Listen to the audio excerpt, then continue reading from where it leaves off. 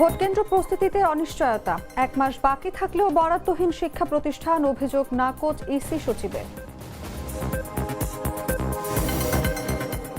ইসিতে তৃতীয় দিনের আপিল শুনানি শুরু, চলবে বিকেল 5টা পর্যন্ত। গণভোট সম্পর্কে সচেতনতা সৃষ্টিতে দেশজুড়ে ব্যাপক কর্মসূচি। অর্থনৈতিক প্রস্তাবে রাজি না হওয়ায় স্কুল ছাত্রীকে খুন, দায় স্বীকার গ্রেফতার মিলনের। নোয়াখালীতে 127 ভরি সোনা চুরির ঘটনায় স্ত্রী সহ গ্রেফতার চোরের সর্দার। বিক্ষোভে উত্তাল ইরানে 5 শতাধিক নিহত, দাবি অধিকার গোষ্ঠীর। রেড লাইন অতিক্রম করছে ইরান, শক্তিশালী পদক্ষেপের হুমকি ট্রাম্পের। এবং বাংলাদেশকে ভারতে খেলতে বলবে আইসিসি, দাবি ভারতীয় গণমাধ্যমের। বদলাতে পারে ভেন্যু।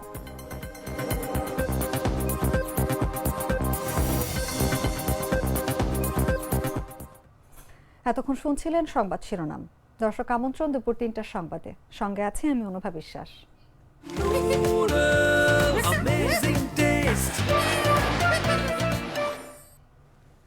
চলে যাচ্ছি পুরো খবরে। ত্রয়োদশ জাতীয় সংসদ নির্বাচন ও গণভোটের আর মাত্র 1 মাস বাকি থাকলেও ভোট কেন্দ্র প্রস্তুতিতে অনিশ্চয়তা কাটেনি। শিক্ষা প্রতিষ্ঠানগুলো কেন্দ্র হিসেবে ব্যবহারের নির্দেশনা এলেও সংস্কার ও মেরামতের জন্য কোনো সরকারি বরাদ্দ না থাকায় শিক্ষা প্রশাসনে দেখা দিয়েছে গড়িমসি ও অচলাবস্থা। বিস্তারিত জাগো ডেস্ক রিপোর্টে। ত্রয়োদশ জাতীয় সংসদ নির্বাচন ও গণভোট অনুষ্ঠিত হতে আর মাত্র 1 মাস বাকি। এবারও দেশের অধিকাংশ শিক্ষা প্রতিষ্ঠান ভোট কেন্দ্র হিসেবে ব্যবহৃত হবে। নির্বাচন কমিশন এই বিষয়ে প্রস্তুতি নিতে চিঠি দিলেও বাস্তবে শিক্ষা প্রশাসনে দেখা যাচ্ছে গড়িমসি ও অনিশ্চয়তা। মূল সংকট, ভোট কেন্দ্র প্রস্তুত করার জন্য কোনো সুস্পষ্ট সরকারি বরাদ্দের তথ্য এখনো পৌঁছায়নি সংশ্লিষ্ট দপ্তরগুলোতে। শিক্ষা প্রশাসনের কর্মকর্তারা বলছেন, বরাদ্দের নির্দেশনা না থাকায় সংস্কার, মেরামত কিংবা আনুষঙ্গিক প্রস্তুতি শুরু করা সম্ভব হয়নি। ফলে ভোটকেন্দ্র প্রস্তুতি অনেক জায়গায় কেবল কাগজে কলমে সীমাবদ্ধ। যদিও কিছু শিক্ষা প্রতিষ্ঠান নিজ উদ্যোগে সামান্য কাজ শুরু করেছে, তবে তা প্রয়োজনের তুলনায় অপ্রতুল।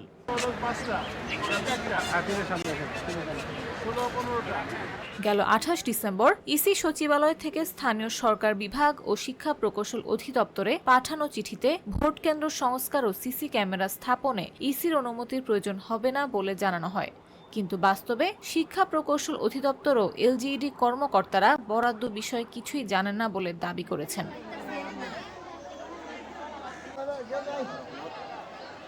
এবার 64 জেলায় 300 আসনে 42,761টি ভোট কেন্দ্রে ভোট গ্রহণ হবে। সংসদ নির্বাচন ও গণভোট একসঙ্গে হওয়ায় ভোট গ্রহণের সময় বাড়ানো হয়েছে, যা রাত পর্যন্ত কেন্দ্র ব্যবহারের প্রয়োজন তৈরি করেছে। এর জন্য পর্যাপ্ত আলো, বিদ্যুৎ, টয়লেট, পয়ঃনিষ্কাশন ও নিরাপত্তা ব্যবস্থার বিকল্প নেই। কিন্তু উপজেলা পর্যায়ের বহু শিক্ষা প্রতিষ্ঠানে এখনও বাতি, পর্যাপ্ত টয়লেট কিংবা রাতের ব্যবহারের উপযোগী অবকাঠামো নেই। জেলা উপজেলা শিক্ষা কর্মকর্তারা জানান, কেন্দ্র হতে পারে এমন প্রতিষ্ঠানের তালিকা জমা দেয়া হলেও সংস্কার বা অর্থ বরাদ্দের কোনো নির্দেশনা তারা পাননি। এতে প্রধান শিক্ষক ও অধ্যক্ষরা চরম বেকায়দায় পড়েছেন। ইসি সচিব আক্তার আহমেদ বরাদ্দ না পাওয়ার অভিযোগ নাকচ করে বলেন, কেউ গড়িমসি করলে কমিশন ব্যবস্থা নেবে। তবে মাঠ পর্যায়ে প্রস্তুতির চিত্র ভিন্ন। সময়ের সঙ্গে সঙ্গে অনিশ্চয়তা আরও স্পষ্ট হয়ে উঠছে। নিউজ ডেস্ক, জাগো নিউজ। দর্শক, এই মুহূর্তে আমাদের সঙ্গে স্টুডিওতে উপস্থিত আছেন জাগো নিউজের স্টাফ রিপোর্টার হাসান আদিব। আপনাকে আমন্ত্রণ আমাদের আজকের আলোচনা। ধন্যবাদ। যেমনটি দেখছিলাম প্রতিবেদনে, যে নির্বাচন কমিশন চিঠি দেওয়ার পরও দাবি করলেও মাঠ পর্যায়ে কেন শিক্ষা প্রশাসন এবং প্রকৌশল দপ্তরগুলো কোনো ধরনের প্রস্তুতি নিচ্ছে না, এই দায়টা আসলে কার আপনার মনে হয়? আসলে আপনি জানেন যে আগামী 12ই ফেব্রুয়ারি আসন্ন ত্রয়োদশ সংসদ নির্বাচন এবং গণভোট অনুষ্ঠিত হবে। এই নির্বাচনে কিন্তু আসলে সবসময় সারা দেশের যে শিক্ষা প্রতিষ্ঠান, সেটি প্রাথমিক পর্যায় থেকে স্কুল, কলেজ, মাদ্রাসা, এই প্রতিষ্ঠানগুলো ব্যবহার করা হয়। এবারও কিন্তু 42,761টি কেন্দ্র, এই কেন্দ্রগুলোতে ভোট গ্রহণ করা হবে। এর 96% আমরা যদি বলি, অর্থাৎ 96% ভোট কেন্দ্রই শিক্ষা প্রতিষ্ঠান। ফলে এই প্রস্তুতিটা আসলে শিক্ষা প্রতিষ্ঠান কেন্দ্রিক বা শিক্ষা প্রশাসনের হাতেই ন্যস্ত। আপনি জানেন যে তফসিল ঘোষণার পর সবকিছু কিন্তু নিয়ন্ত্রণ করে নির্বাচন কমিশন। নির্বাচন কমিশন থেকে গত 18 ডিসেম্বর এবং 28 ডিসেম্বর এই দুইটি দিনে দুটি চিঠি ইস্যু করা হয়েছে। একটি পাঠানো হয়েছে স্থানীয় সরকার প্রকৌশল অধিদপ্তরে এবং আরেকটি পাঠানো হয়েছে শিক্ষা প্রকৌশল অধিদপ্তরে। আপনি জানেন যে আসলে প্রাইমারি যে স্কুলগুলো আছে, প্রাথমিক বিদ্যালয়, এগুলো স্থানীয় সরকার প্রকৌশল অধিদপ্তর নির্মাণ এবং অবকাঠামোগত যে সমস্যাগুলো এগুলো দেখে থাকে। আর শিক্ষা প্রকৌশল অধিদপ্তর সেটি আসলে স্কুল কলেজ মাদ্রাসাগুলোর অবকাঠামো উন্নয়নের কাজ করে থাকে।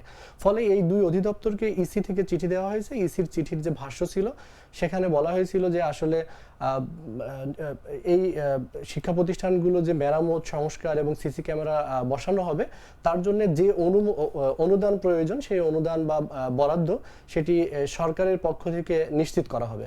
কিন্তু কে দিবে, কোন অধিদপ্তর কাকে দিবে, কিভাবে আসবে, এই তথ্যগুলো ছিল না। চিঠিতে শুধু এইটুকুই ভাষ্য ছিল, যার ফলে আসলে শিক্ষা প্রশাসনে এই অনিশ্চয়তার তৈরি হয়েছে, তারা আসলে বরাদ্দ পাচ্ছেন না। তবে দৃশ্যমান যে পরিস্থিতি তাতে মনে হচ্ছে শিক্ষা প্রশাসনের কিছুটা অনীহা আছে, কারণ তারা অর্থ মন্ত্রণালয়ের যে জায়গাগুলোতে চিঠি দেওয়া দরকার বা যোগাযোগ করা দরকার সেই জায়গাগুলোতে যোগাযোগে তাদের একটা অনীহা দেখা যাচ্ছে। পাশাপাশি এ নিয়ে ইসির কাছে পরবর্তীতে কোনো নির্দেশনা তারা চায়নি। ফলে ইসির যেমন দায় আছে তেমনি শিক্ষা প্রশাসনের এখানে দায় রয়েছে। ইসি বলছে বরাদ্দ দিতে হবে সরকারকে, কিন্তু অপরদিকে দেখা যাচ্ছে যে শিক্ষা কর্মকর্তারা বলছেন যে এমন কোনো নির্দেশনাই তারা পাননি। এই যে সমন্বয়হীনতা, এই দায় কি নির্বাচন কমিশন এড়াতে পারবে? নির্বাচন কমিশনের কাজ যেটি ছিল সেটি আসলে আপনি জানেন যে তফসিল ঘোষণার পর কিন্তু ইসি যে নির্দেশনা দেয় সেটি আসলে সরকার অনুসরণ করে। এক্ষেত্রে শিক্ষা প্রশাসনকে যখন চিঠি দিয়ে বরাদ্দের অনুমোদনের কথা বলা হয়েছে এবং সংস্কার কাজ করতে বলা হয়েছে, তখন কিন্তু এটি সরকারের পক্ষ থেকে বরাদ্দ দেওয়ার কথা। কিন্তু শিক্ষা প্রশাসন সরকারের যে জায়গাগুলোতে চিঠি পাঠানোর কথা সেই জায়গাগুলোতে চিঠি পাঠাতে পারেনি। ফলে এই যে একটা ধোঁয়াশা, অর্থাৎ এটি ইসির দায় নাকি শিক্ষা প্রশাসনের দায়, এটি নিয়ে কিন্তু দুপক্ষই কথা বলছেন। আমি ইসির সচিবের সঙ্গে কথা বলেছি, জনাব আখতার আহমেদের সঙ্গে। তিনি কিন্তু বলেছেন যে তারা চিঠি দিয়েছেন এবং চিঠি অনুযায়ী সরকারকে পদক্ষেপ নিতে হবে। যদি পদক্ষেপ না নেয় তাহলে তারা পরবর্তীতে প্রয়োজনীয় ব্যবস্থা নেবে। গভর্নিং বডি না থাকা, তহবিল সংকট বা বিধিগত বিভিন্ন জটিলতার মধ্যে শিক্ষা প্রতিষ্ঠান কি আসলে নিজেদের যে খরচ, এই নিজেদের খরচে সিসি ক্যামেরা, আলো বা টয়লেটের ব্যবস্থা করতে সক্ষম হবে? কি মনে হয়? আপনি জানেন যে নির্বাচন যখন গ্রহণ করার জন্য, নির্বাচনের ভোট গ্রহণের জন্য আগের দিনই কিন্তু পুলিশ, আনসার থেকে শুরু করে আইন শৃঙ্খলা বাহিনীর সদস্য, প্রিজাইডিং অফিসার, তারা কিন্তু আগের দিনই ভোট কেন্দ্রে চলে যায় এবং তাদেরকে কিন্তু আগের দিন সরঞ্জামাদি দিয়ে দেওয়া হয়, ব্যালট বাক্স সহ এই বিষয়গুলো। আর এগুলো খুবই স্পর্শকাতর বিষয়। আপনি জানেন যে ব্যালট বাক্স আগের দিন রাতে নিয়ে যাওয়া এবং যে ব্যালটগুলো আসে সেগুলো রাখা, এটা কিন্তু শিক্ষা প্রতিষ্ঠানে রাখা, এটা আসলে খুবই স্পর্শকাতর জিনিস। ফলে এই বিষয়গুলো নিশ্চিত করার জন্য 2 দিন একটি শিক্ষা প্রতিষ্ঠান বা ভোট কেন্দ্রে ভোট গ্রহণের যে কর্মকর্তা এবং আইন শৃঙ্খলা বাহিনীকে থাকতে হবে এবং এক একটি কেন্দ্রে কমপক্ষে 20 জনের মতো আইন শৃঙ্খলা বাহিনীর সদস্য এবং ভোট গ্রহণে নিয়োজিত কর্মকর্তা মিলিয়ে অর্থাৎ প্রায় 50 বা 60 জন করে কর্মকর্তা দায়িত্বে থাকবেন। আসলে শিক্ষা প্রতিষ্ঠানগুলোতে যে পরিবেশ, বিশেষ করে গ্রামের বা জেলা বা উপজেলা পর্যায়ের শিক্ষা প্রতিষ্ঠান, সেখানে আসলে এত সংখ্যক কর্মকর্তার রাত্রে থাকা এবং অবস্থান করার জন্য যে ধরনের বৈদ্যুতিক সরঞ্জামাদি প্রয়োজন বা পয় নিষ্কাশনের ব্যাপার, টয়লেট কিংবা গোসলখানা, এই জিনিসগুলো আসলে শিক্ষা প্রতিষ্ঠানগুলোতে থাকে না। বিশেষ করে গ্রামের শিক্ষা প্রতিষ্ঠানে নেই বললেই চলে। বেশ কিছু গ্রামের শিক্ষা প্রতিষ্ঠানে আমরা খোঁজ নিয়ে দেখেছি যে সেখানে আসলে যেহেতু দিনের বেলায় ক্লাস হয়, বৈদ্যুতিক পাখা থাকলেও বাল্বের যে ব্যবস্থা সেটি নাই, এছাড়া গোসলখানা কিংবা প্রয়োজনীয় টয়লেট এগুলো নাই। ফলে এই যে এখন যে শিক্ষা কর্মকর্তারা বাধ্য হয়ে ইসির নির্দেশনার পর কিছু শিক্ষা কর্মকর্তা চিঠি ইস্যু করছেন যে নিজস্ব তহবিল থেকে খরচ করে আসলে এইগুলো করতে হবে। আপনি জানেন যে সিসি ক্যামেরা বসানো একটি ব্যয়বহুল কাজ। এই ক্ষেত্রে শিক্ষা প্রতিষ্ঠান তাদের যে নিজস্ব তহবিল আছে সেখান থেকে যে খরচ করবে, পরবর্তীতে সরকারের পক্ষ থেকে সেটি দেওয়া হবে। যদি এমনটিও হয় তবুও কিন্তু আসলে শিক্ষা প্রতিষ্ঠানের একজন প্রধান চাইলেও এই খরচ করতে পারেন না। এখন বর্তমানে যে পরিস্থিতি চলছে সেখানে কিন্তু শিক্ষা প্রতিষ্ঠানগুলোতে কোনো গভর্নিং বডি নেই বা ম্যানেজিং কমিটি নেই। এই কমিটিগুলো সরকার কিছুদিন আগে ভেঙে দিয়েছে, যার ফলে এই বড় অঙ্কের টাকা যখন তহবিল থেকে খরচ করতে হবে তখন অবশ্যই কিন্তু গভর্নিং বডি বা ম্যানেজিং কমিটির একটি নির্দেশনা বা বৈঠক করে অনুমোদন প্রয়োজন হয়, সেটিও নিতে পারছেন না। ফলে শিক্ষা প্রশাসন থেকে যে নাম সর্বস্ব চিঠি শিক্ষা প্রতিষ্ঠানগুলোতে দেওয়া হয়েছে, শিক্ষা প্রতিষ্ঠানগুলো সেটি বাস্তবায়ন করতে পারছে না, তারা আসলে অসহায়ের মতো এখন রয়েছেন। অপরদিকে আমি যদি বলতে চাই যে ভোট কেন্দ্রে যদি বিশৃঙ্খলা এবং অব্যবস্থাপনার সৃষ্টি হয় তাহলে সেক্ষেত্রে সেটা রাজনৈতিক এবং সাংবিধানিক কি ধরনের প্রভাব ফেলতে পারে বলে মনে হয়? আপনি জানেন যে আমাদের বাংলাদেশে 2008 সালের পর যে নির্বাচনগুলো হয়েছে সেই নির্বাচনগুলো ব্যাপকভাবে প্রশ্নবিদ্ধ এবং কোনো সময় নির্বাচনে ভোট কারচুপি অনিয়মের ঘটনাগুলো ঘটছে। এখানে কিন্তু ভোট গ্রহণ কর্মকর্তা এবং আইন শৃঙ্খলা বাহিনী ওই একটি দিন অর্থাৎ এত প্রস্তুতির পর 12ই ফেব্রুয়ারি সারাদিন কিভাবে একটি ভোট কেন্দ্র চলবে বা একটি ভোট কেন্দ্রের পরিস্থিতি কি হবে, সেখানকার কর্মকর্তারা কত স্বাচ্ছন্দ্যে কাজ করতে পারছেন তার উপরে নির্ভর করে। ফলে ওই দিন যদি কোনো ধরনের বিশৃঙ্খলা হয় তাহলে আপনি জানেন যে সেখানে আসলে এমন হতে পারে যে ওই দিনের সূর্যের দেখা মেলেনি, অর্থাৎ কুয়াশা আচ্ছন্ন দিন। ফলে সেখানে কিন্তু শ্রেণী কক্ষগুলোতে যেখানে বুথ হবে সেই বুথে কিন্তু আলো স্বল্পতা থাকলে ভোট গ্রহণ বা ভোটাররা গিয়ে ভোট দেওয়ার যে প্রক্রিয়া সেটি কিন্তু চরমভাবে বাধাগ্রস্ত হতে পারে। পাশাপাশি আগের দিন রাতে যখন সরঞ্জামাদি যাবে সেখানে যদি পর্যাপ্ত আলো না থাকে স্কুল এবং স্কুলের আঙিনায়, তাহলে কিন্তু ব্যালট বাক্স নেওয়া এবং এইসব নিয়ে কিন্তু এক পক্ষ আরেক পক্ষের উপর দোষারোপ করা বা আগের দিন রাতে আমরা এর আগে যেমনটি দেখেছি যে ভোট কেটে রাখার একটি প্রবণতা, সেই জিনিসগুলো নিয়ে কিন্তু সন্দেহ সংশয় বাড়তে পারে। আরো একটি বিষয় আপনি জানেন যে এবার কিন্তু ভোট গ্রহণ করা হবে 1 ঘন্টা বেশি সময় বাড়ানো হয়েছে। ফলে ভোট গ্রহণ করে ভোট গণনা করতে করতে কিন্তু রাত হয়ে যাওয়ার সম্ভাবনা রয়েছে, সেটি বলছেন কর্মকর্তারা। ফলে রাত্রে ভোট গ্রহণ করার পরে যে ব্যালটগুলো গণনা এবং অন্যান্য কাজ করতে হবে সেখানে কিন্তু বৈদ্যুতিক সরঞ্জামাদি প্রয়োজন এবং অন্যান্য সরঞ্জাম প্রয়োজন। ফলে এই প্রস্তুতি যদি ভালো না হয়, সেখানে যদি বিদ্যুতের সরবরাহ ঠিক মতো না থাকে, বৈদ্যুতিক বাতি না থাকে, তাহলে কিন্তু বড় ধরনের একটি লেজে গবরে অবস্থা তৈরি হবে। ফলে এই যে নির্বাচন, এতদিনের পরে একটি নির্বাচন, যে নির্বাচনে সবাই ভোট দিতে অধীর আগ্রহে আছেন, সেখানে যদি কোনো ধরনের বিশৃঙ্খল পরিস্থিতি তৈরি হয় সেখানে কিন্তু এই নির্বাচনটা প্রশ্নবিদ্ধ হবে। এবং আপনি জানেন যে বিভিন্ন দেশের পর্যবেক্ষকরা এই নির্বাচনে পর্যবেক্ষণ করতে আসবেন, তারা কিন্তু আসলে ভোট কেন্দ্রগুলোর পরিস্থিতি কি সেটি দেখতে চাইবেন। ফলে সেখানে যদি কোনো ধরনের বিশৃঙ্খলার তৈরি হয় বা লেজে গবরের অবস্থা তৈরি হয় তাহলে অবশ্যই এই ভোট প্রশ্নবিদ্ধ হবে। এবং আপনি জানেন যে এই জাতীয় নির্বাচন যদি কোনো কারণে প্রশ্নবিদ্ধ হয় তাহলে এমনিতেই বাংলাদেশে কিন্তু এই প্রায় 2 বছরের একটি অন্তর্বর্তীকালীন সরকার চলছে এবং পরবর্তীতে যদি ভোট কেন্দ্রিক কোনো ধরনের বিশৃঙ্খলার তৈরি হয় সেটি একটি সাংবিধানিক শূন্যতার তৈরি করবে। একদমই তাই। আমাদের প্রত্যাশা থাকবে একটি সুষ্ঠু ভোটের এবং সবাই যাতে নির্বিঘ্নে ভোট কেন্দ্রে গিয়ে ভোট দিতে পারে। আপনাকে অসংখ্য ধন্যবাদ আদিব আমাদের সঙ্গে আলোচনায় উপস্থিত থাকার জন্য। ধন্যবাদ। দর্শক, কথা বলছিলাম জাগো নিউজের স্টাফ রিপোর্টার হাসান আদিবের সঙ্গে। চলে যাচ্ছে অন্যান্য খবরে। তৃতীয় দিনের মতো নির্বাচন কমিশনে শুরু হয়েছে ত্রয়োদশ জাতীয় সংসদ নির্বাচনে মনোনয়নপত্র বাছাইয়ে রিটার্নিং কর্মকর্তাদের সিদ্ধান্তের বিরুদ্ধে করা আপিলের শুনানি। সোমবার সকাল 10টায় দ্বিতীয় দিনের আপিল শুনানি শুরু হয়, যা চলবে বিকেল 5টা পর্যন্ত। নির্বাচন কমিশন সূত্রে জানা গেছে আজ 141 থেকে 210 নম্বর আপিল শুনানি অনুষ্ঠিত হবে, আর মঙ্গলবার 211 থেকে 280 নম্বর আপিলের শুনানি অনুষ্ঠিত হবে। এতে দেশের বিভিন্ন অঞ্চলের প্রার্থীরা রিটার্নিং কর্মকর্তার সিদ্ধান্তের বিরুদ্ধে নিজেদের অবস্থান তুলে ধরবেন। ত্রয়োদশ জাতীয় সংসদ নির্বাচনে প্রার্থিতা প্রত্যাহারের শেষ তারিখ 20 জানুয়ারি। এরপর 21 জানুয়ারি রিটার্নিং কর্মকর্তারা চূড়ান্ত প্রার্থী তালিকা প্রকাশ ও প্রতীক বরাদ্দ দেবেন। নির্বাচনী প্রচারণা শুরু হবে 22 জানুয়ারি এবং প্রচার চালানো যাবে 10 ফেব্রুয়ারি সকাল 7:30 পর্যন্ত। ভোট গ্রহণ অনুষ্ঠিত হবে 12 ফেব্রুয়ারি বৃহস্পতিবার সকাল 7:30 থেকে বিকেল 4:30 পর্যন্ত।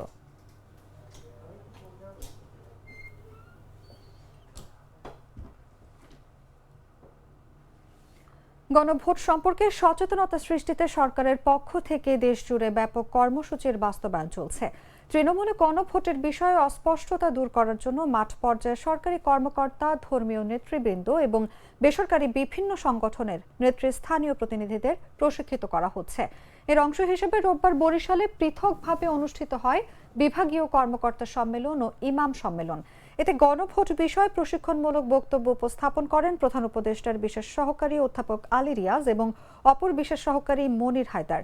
আগামী কয়েকদিনে অন্য সব বিভাগেও একই ধরনের কর্মসূচি বাস্তবায়ন করা হবে। প্রধান উপদেষ্টার কার্যালয়ের তত্ত্বাবধানে এসব কর্মসূচিতে বিভাগ, জেলা ও উপজেলা পর্যায়ের কর্মকর্তা এবং বেসরকারি সংগঠনের প্রতিনিধিদের প্রশিক্ষণের আয়োজন করছে বিভাগীয় কমিশনারের কার্যালয় এবং ইমাম ও ধর্মীয় নেতাদের প্রশিক্ষণের আয়োজন করছে ইসলামিক ফাউন্ডেশন।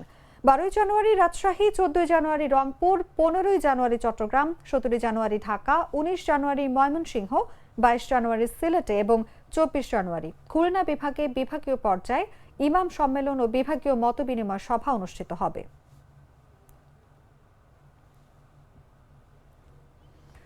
বাংলাদেশ জামায়াতে ইসলামের আমির ডক্টর শফিকুর রহমানের সঙ্গে সৌজন্য সাক্ষাৎ করেছেন বাংলাদেশে নিযুক্ত চীনের রাষ্ট্রদূত মিস্টার ইয়াও ওয়েন। সোমবার সকাল 9টায় জামায়াত আমিরের রাজধানীর বসুন্ধরাস্থ কার্যালয়ে এই সাক্ষাৎ অনুষ্ঠিত হয়। বৈঠকে চীনের রাষ্ট্রদূত ও জামায়াত আমির দুই দেশের স্বার্থ সংশ্লিষ্ট বিভিন্ন বিষয়ে আলোচনা করেন। চীন ও বাংলাদেশের ঐতিহাসিক বন্ধুত্ব দুই দেশের জনগণের কল্যাণ, উন্নয়ন সহযোগিতা, পারস্পরিক বাণিজ্য এবং সংস্কৃতি বিনিময়ের ক্ষেত্রে অত্যন্ত গুরুত্বপূর্ণ ভূমিকা রেখে চলেছে। ভবিষ্যতেও এই সম্পর্ক আরও সুদৃঢ় হবে বলে তারা আশাবাদ ব্যক্ত করেন। সাক্ষাৎকালে জামায়াতের আমিরের সঙ্গে উপস্থিত ছিলেন সংগঠনের সহকারী সেক্রেটারি জেনারেল এবং কেন্দ্রীয় প্রচার ও মিডিয়া বিভাগের প্রধান অ্যাডভোকেট এহসানুল মাহবুব জুবায়ের, বিশিষ্ট শিক্ষাবিদ ডক্টর জুবায়ের আহমেদ, উন্নয়ন টিম লিড দেওয়ান আলমগীর এবং জামায়াতের আমিরের পররাষ্ট্র বিষয়ক উপদেষ্টা প্রফেসর ডক্টর মাহমুদুল হাসান। রাষ্ট্রদূতের সঙ্গে উপস্থিত ছিলেন deputy chief of mission doctor Liu Yuyin, political director mister Zhang Jing, mister Ruki এবং মিস নাফিসা। গ্লিটারের টুইন লেমন ও অ্যান্টিব্যাকটেরিয়াল ফর্মুলা বাসনকে চকচকে জীবাণুমুক্ত করে আমাদের দেয় গ্লিটার গ্যারান্টি। রাজধানীর দক্ষিণ বনশ্রীতে ফাতেমা আক্তার নীলি নামের 10ম শ্রেণীর স্কুল ছাত্রীর গলা কাটা মরদেহ উদ্ধারের ঘটনায় একজনকে গ্রেফতার করেছে র্যাব। অনৈতিক প্রস্তাবে সহযোগিতা না করার কারণে নীলিকে হত্যা করেছে বলে প্রাথমিক জিজ্ঞাসাবাদে স্বীকার করেছে গ্রেফতার হোটেল কর্মী মিলন। তদন্ত সংশ্লিষ্ট কর্মকর্তারা জানান, গ্রেফতার মিলনের সঙ্গে নিহত স্কুল ছাত্রী নীলির সুসম্পর্ক ছিল। তবে এই সম্পর্কে সুবাদে সে বিভিন্ন সময় আকার ইঙ্গিতে নীলির কাছে প্রেমের বহিঃপ্রকাশ করত এবং নীলির পরিবার থেকে গ্রামের বাড়িতে গেলে মিলন নীলিকে নিয়ে পালিয়ে যাবে বলে তাকে জানায়। পরে সেই পরিকল্পনা অনুযায়ী গেল শনিবার দুপুর 2:25 দিকে বাসায় একা পেয়ে মিলন নীলিকে অনৈতিক প্রস্তাব দেয়। সেই প্রস্তাবের সহযোগিতা না করার কারণে মিলন এই হত্যাকাণ্ড ঘটায়। তবে জিজ্ঞাসাবাদ ও বিস্তর তদন্তে নৃশংস এই হত্যাকাণ্ডের প্রকৃত রহস্য বেরিয়ে আসবে বলেও জানিয়েছে তদন্ত সংশ্লিষ্ট কর্মকর্তারা। গ্রেফতার মিলন নিহত নীলির বাবার রেস্তোরাঁয় কাজ করেন। নীলি বাসায় একা ছিল, সেই সুযোগে মিলন তাকে গলা কেটে হত্যা করে।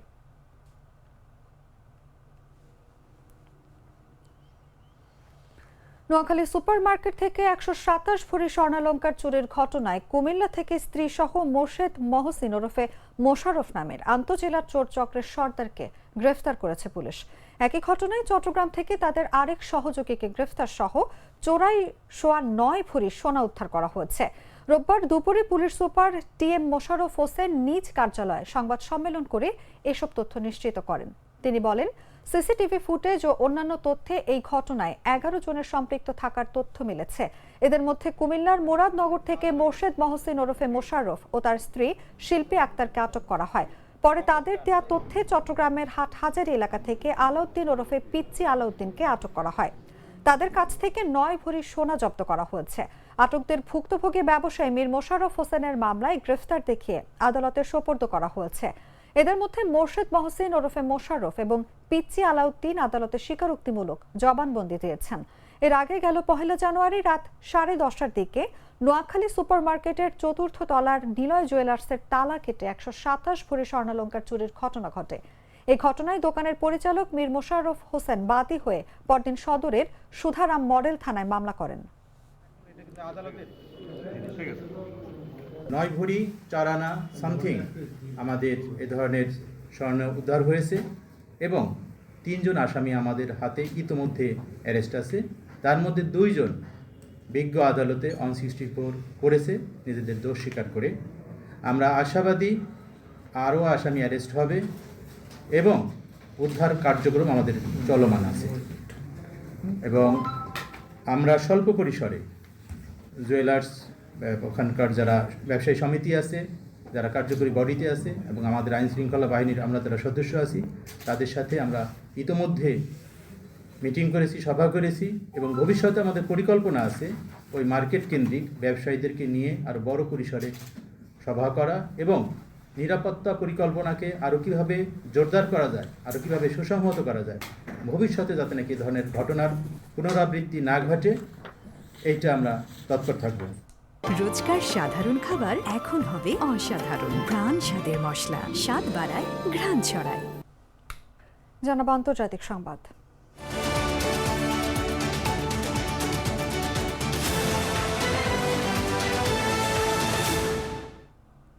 বিক্ষোভে উত্তাল ইরানে শত শত মানুষ নিহত হয়েছে।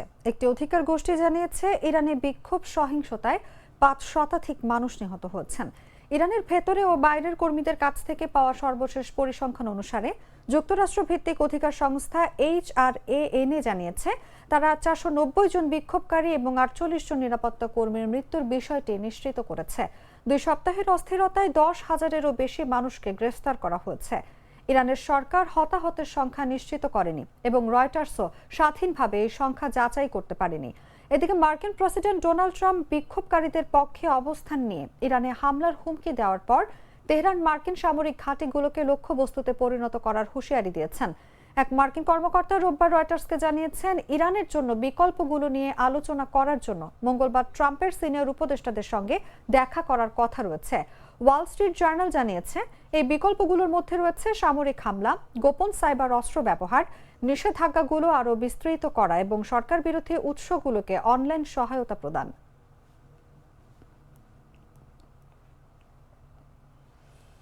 ইরান পরিস্থিতি নিয়ে যুক্তরাষ্ট্র খুব শক্তিশালী বিকল্প পর্যালোচনা করছে বলে জানিয়েছেন মার্কিন প্রেসিডেন্ট ডোনাল্ড ট্রাম্প। রোববার সাংবাদিকদের সঙ্গে আলাপকালে তিনি বলেছেন ইরান তার নির্ধারিত রেড লাইন অতিক্রম করা শুরু করেছে এবং এই বিষয়ে শিগগিরই সিদ্ধান্ত নেওয়া হবে।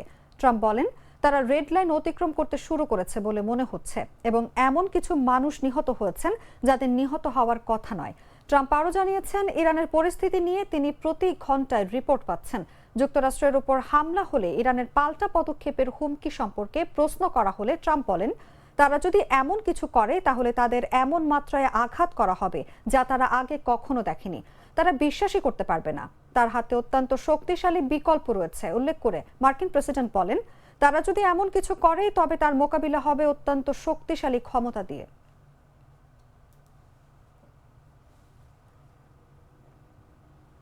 সংবাদ শেষ করব খেলার খবর জানিয়ে।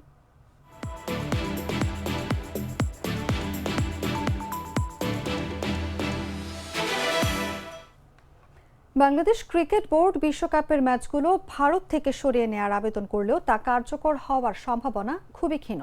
ভারতের গণমাধ্যমগুলোর দাবি আইসিসি বাংলাদেশকে শ্রীলঙ্কা নয় বরং ভারতেরই অন্য দুটি ভেন্যুতে খেলার প্রস্তাব দিতে যাচ্ছে। ভারতে বাংলাদেশের নাগরিকদের নিরাপত্তা নিয়ে শঙ্কা প্রকাশ করে আসন্ন টি-20 বিশ্বকাপের ম্যাচগুলো শ্রীলঙ্কায় স্থানান্তরের জন্য আইসিসিকে 2বার চিঠি দিয়েছিল বিসিবি। তবে বিশ্ব ক্রিকেটের সর্বোচ্চ নিয়ন্ত্রক সংস্থাটি মনে করছে টুর্নামেন্ট শুরুর একদম শেষ মুহূর্তে এক দেশ থেকে অন্য দেশে ভেন্যু স্থানান্তর করা লজিস্টিক কারণে সহজ নয়। বিকল্প হিসেবে বাংলাদেশের ম্যাচগুলো চেন্নাই ও তিরুবনন্তপুরমে আয়োজনের কথা ভাবছে আইসিসি। ভারতের ক্রিকেট ভিত্তিক পোর্টাল ক্রিকবাজ জানিয়েছে বিসিবি শ্রীলঙ্কায় খেলার ব্যাপারে অনড় থাকলেও আইসিসি ভারতের ভেতরেই বিকল্প ভেন্যু খুঁজছে। ক্রিকবাজের খবরে বলা হয় ফেব্রুয়ারির প্রথম সপ্তাহে শুরু হতে যাওয়া বিশ্বকাপের আগে লজিস্টিক চ্যালেঞ্জের কারণে বাংলাদেশের অনুরোধ মানার সম্ভাবনা খুবই ক্ষীণ মনে হচ্ছে। সোমবার বাংলাদেশকে এই বিষয়ে সিদ্ধান্ত জানাতে পারে আইসিসি। জানা গেছে আইসিসি এবং টি-20 বিশ্বকাপের সহ আয়োজক বিসিসিআই এর মধ্যে তামিলনাড়ু ক্রিকেট অ্যাসোসিয়েশন এবং কেরালা ক্রিকেট অ্যাসোসিয়েশনের সঙ্গে যোগাযোগ করেছে। একই ধরনের তথ্য দিয়েছে এনডিটিভিও।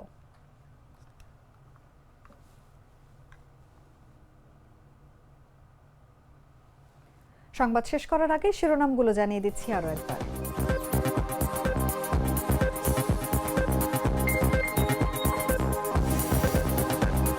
ভোটকেন্দ্র প্রস্তুতিতে অনিশ্চয়তা, 1 মাস বাকি থাকলেও বরাদ্দহীন শিক্ষা প্রতিষ্ঠান, অভিযোগ নাকচ ইসি সচিবের।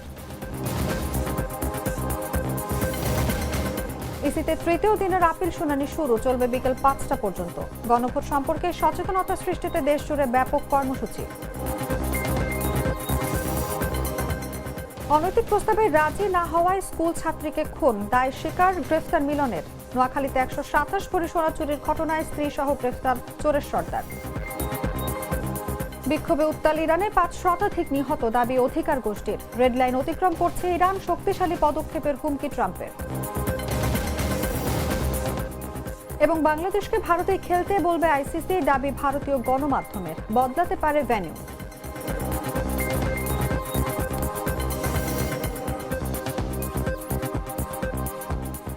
দর্শক, এই ছিল এখনকার মতো।